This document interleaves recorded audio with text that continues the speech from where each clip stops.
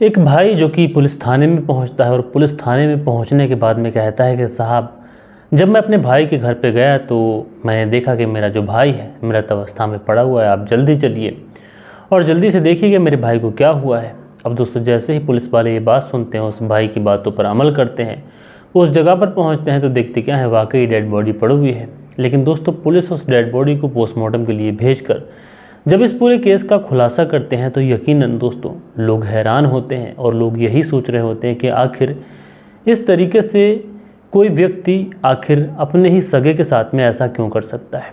दरअसल दोस्तों, पूरी घटना आप लोग को हैरान करेगी, परेशान करेगी और आप लोग वाकई सोचने पर मजबूर होंगे।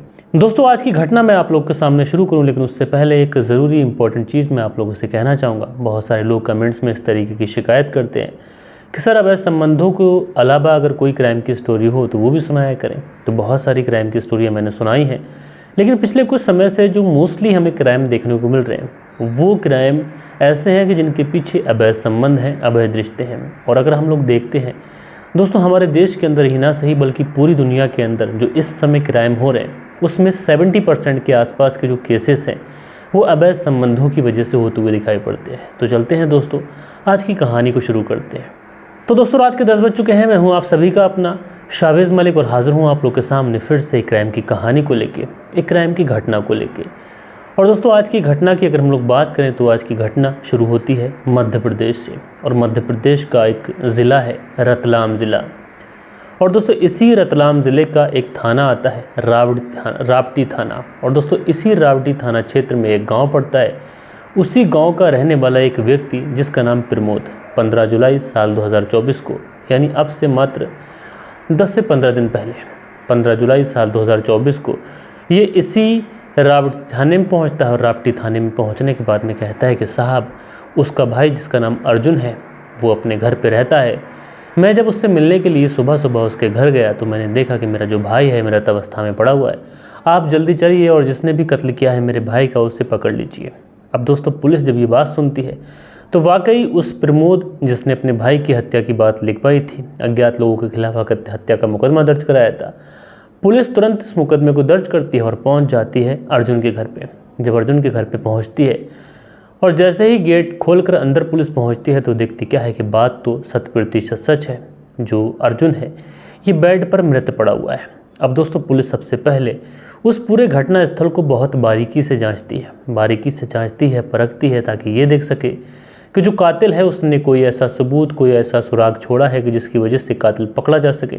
लेकिन दोस्तों, उस घटना स्थल पर पुलिस को कुछ भी दिखाई नहीं पड़ता है, न तो पुलिस को ऐसा कुछ मिलता है जिससे पुलिस संदिग्ध समझकर इस पूरे मामले की छानबीन कर सके।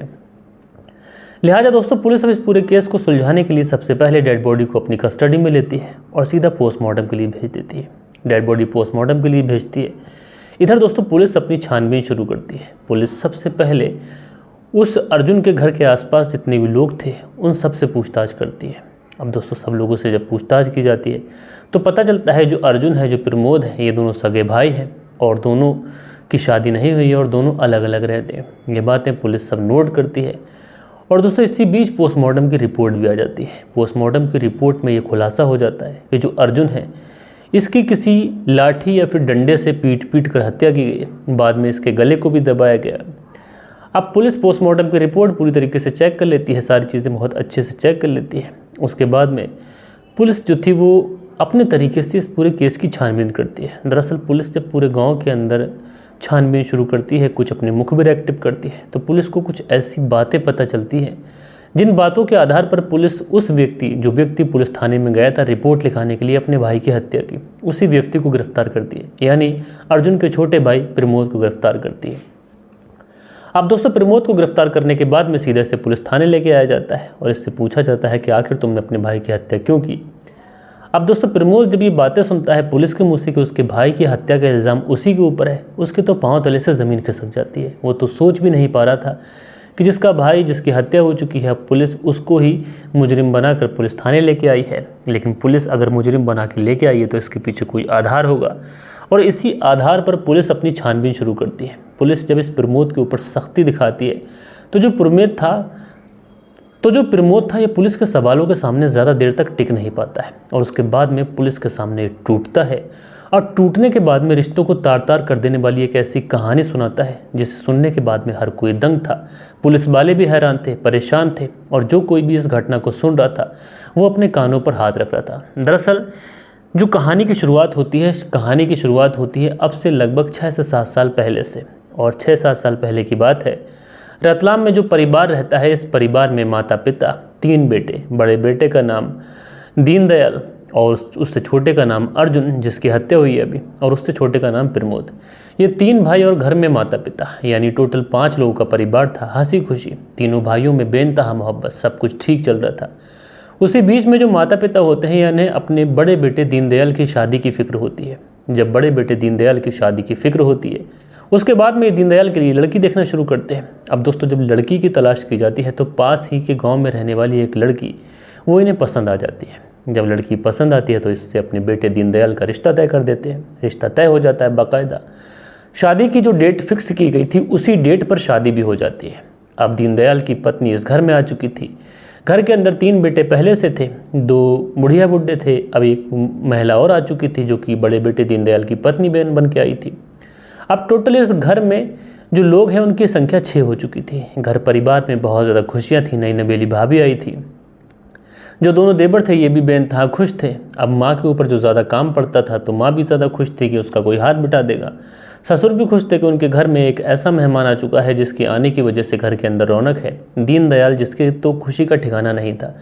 दीनदयाल इसलिए खुश था कि उसकी ज़िंदगी को नए मायने मिल चुके थे। उसका एक ऐसा हमसफ़र आ चुका था जो रात बेरात उसके साथ खड़ा होगा। अब दोस्तों, इसी तरीके से जो चीज़ें थी ये चलना शुरू हो जाती हैं। लेकिन दोस्तों, कहते हैं कि ना, थोड़ा थोड़ा जब समय गुजरता है, शादी के बाद में लोगों के घर में खनखनाहट शुरू हो जाती है। और सेम कुछ इस घर में भी ऐसा ही हुआ। जब दीनदयाल शादी कर अपनी पत्नी के साथ में कुछ साल रहना शुरू करता है तो इस घर में अब आए दिन लड़ाई झगड़ा होने लगता है। जब दोस्तों इस घर के अंदर लड़ाई झगड़ा होता है तो लड़ाई झगड़ा कुछ इस कदर बढ़ जाता है कि अब ये जो घर था ये शामिल में रह नहीं पाता है। इस वजह से जो बड़ा भाई दीनदयाल होता है ये भी अलग हो जाता है। जो 2 छोटे भाई होते हैं ये भी अलग हो जाते हैं। उसके बाद में इसी बीच में जो माता पिता होते हैं उनकी भी डेथ हो जाती है। अब परिवार में कोई और नहीं था। बड़ा भाई दीनदयाल था, उसकी पत्नी थी और उसके 2 छोटे भाई। दोनों भाई अलग अलग रह रहे थे। दीनदयाल भी अलग अलग रह रहा था। समय गुजरता है, धीरे धीरे दीनदयाल के 2 बच्चे भी हो जाते हैं। दीनदयाल अपने परिवार में खुश था, अपने परिवार के साथ में खुशहाल ज़िंदगी बिता रहा था। लेकिन दोस्तों, इसी बीच में दीनदयाल की फैमिली में एक ऐसा पिरला आता है जिससे जो पूरी फैमिली थी उजड़ के रह जाती है। दरअसल दीनदयाल की एक रात तबीयत खराब हो जाती है जिस वजह से उसकी मौत हो जाती है। जब दीनदयाल की मौत होती है तो जो मझला वाला भाई था अर्जुन, ये अपनी भाभी के घर अक्सर आने जाने लगता है। जब अपनी भाभी के घर अक्सर आने जाने लगता है, भाई की मौत हुए भी ज़्यादा समय नहीं हुआ था, यानी चिता की आग भी अभी सही से ठंडी नहीं हुई थी। जो अर्जुन था, मझला वाला भाई, इसकी नीयत अपनी भाभी के प्रति ख़राब हो जाती है। जब इसकी नीयत अपनी भाभी के प्रति ख़राब हो जाती है तो ये अक्सर अपनी भाभी से बातें करने के बाद में ये कहता कि भाभी, अगर तुम्हें किसी भी चीज़ की ज़रूरत हो तो तुम चाहे रात हो चाहे दिन बस उसे फ़ोन कर लेना। अब दोस्तों, जब इसकी नज़दीकियाँ अपनी भाभी के प्रति बढ़ती हैं उसके बाद में अब ये दोनों घंटों घंटों फ़ोन पे बातचीत करना शुरू कर देते हैं। भाभी, जिसके ऑलरेडी 2 बच्चे थे, पति का देहांत हो चुका था उसी के छोटे भाई से, अब रात रात भर अश्लील बातें किया करती थी। जब ये सारी चीज़ें चलने लगती हैं तो इनके जो इश्क की दुर्गंध थी ये पूरे गांव में कुछ इस तरीके से फैलती है जैसे भूसे के अंदर आग लगाई हो और उसका जो धुआं है वो मध्यम मध्यम पूरे गांव के अंदर फैल रहा हो। इसी तरीके से इनके रिश्ते की दुर्गंध पूरे गांव के अंदर फैल रही थी और पूरे गांव को इनके इस रिश्ते के बारे में पता था कि इन दोनों के बीच में आखिर चल क्या रहा है। अब दोस्तों, इनकी जो अधपकी खिचड़ी थी, इस खिचड़ी के बारे में छोटे भाई प्रमोद को भी पता चल जाता है। जब छोटे भाई प्रमोद को पता चलता है वो इतना ज़्यादा आग बबूला हो जाता है क्योंकि लोग गांव के अंदर उससे तरह तरीके की बातें कर रहे थे। लोग कह रहे थे कि तुम्हारी जो भाभी है वो तुम्हारे मझले भाई से ही सेट हो गई है और उससे मिलती है जुलती है, उससे रिश्ता रख रही है, जो कि पूरी तरीके से गलत है। ये जो चीज़ें थी ये प्रमोद को इस कदर नागवार गुजरती हैं कि ये अपने भाई के प्रति इतना ज़्यादा गुस्सा होता है। रात के अंधेरे में 14 जुलाई को ये अर्जुन के घर पहुंचता है, उससे बातचीत करता है। किसी बात को लेकर इन दोनों के बीच में झगड़ा हो जाता है। तो जो प्रमोद था ये अपने साथ एक डंडा लेके गया था और उसी डंडे से पीट कर ये अपने भाई की हत्या कर देता है। हत्या करने के बाद में ये उसके शव को खचेड़ता है और रूम के अंदर डालता है। रूम के अंदर डालने के बाद में ये घर आ जाता है और सुबह को पुलिस थाने पहुंचता है और पुलिस थाने पहुंचने के बाद में अपने भाई की हत्या की रिपोर्ट दर्ज कराता है। बहरहाल दोस्तों, जब पुलिस ने इस पूरे केस का खुलासा किया तो लोग वाकई हैरान थे और लोग ये सोच रहे थे कि आखिर एक सगा भाई अपने सगे भाई की जान का प्यासा कैसे हो सकता है। तो दोस्तों आप लोग कमेंट्स करके ज़रूर से ज़रूर बताइएगा कि इस पूरी घटना के अंदर जिम्मेदार कौन है, वो भाभी या फिर इन दोनों में से कोई और भाई। जो भी आप चाहते हैं, जो भी आपका नज़रिया है, आप लोग ज़रूर से ज़रूर लिखिएगा। और कल के दिन आप लोग के कुछ कमेंट्स भी आए हैं, अब वक्त होता है कि आप लोग के कमेंट्स पढ़े जाएं। सो दोस्तों हमारे चैनल पर कल के दिन जो कमेंट्स आए हैं उसमें शील निधि हैं, लिखते हैं मलिक भाई अब फिर वही दिन आने वाले हैं, अब कहानी सुनने का जो मज़ा है ये आने लगा है, पर लाइक की कमी है अभी भी, सब लोग लाइक करके योगदान दो, मेरी प्रार्थना है आप सभी से। तो शील निधि जी आपका इस तरीके से अपना प्यार दिखाना मुझे बहुत ज़्यादा पसंद आया। इंडियन यूट्यूबर हैं, लिखते हैं सर आपकी कहानी का इंतज़ार रहता है, तो भाई आपका शुक्रिया। उसके बाद में दिल बहादुर सिंह हैं, लिखते हैं nice story, thank you mister Malik, तो भाई आपका बहुत बहुत शुक्रिया। जाहिद हैं, लिखते हैं जो लोग हार्ड वर्क करते हैं अल्लाह उनका हमेशा साथ देता है, तो जाहिद जी आपका शुक्रिया। उसके बाद में उमराव सिंह हैं, लिखते हैं चौपासनी हाउसिंग बोर्ड थाना जोधपुर, तो भाई आपका शुक्रिया बताने के लिए।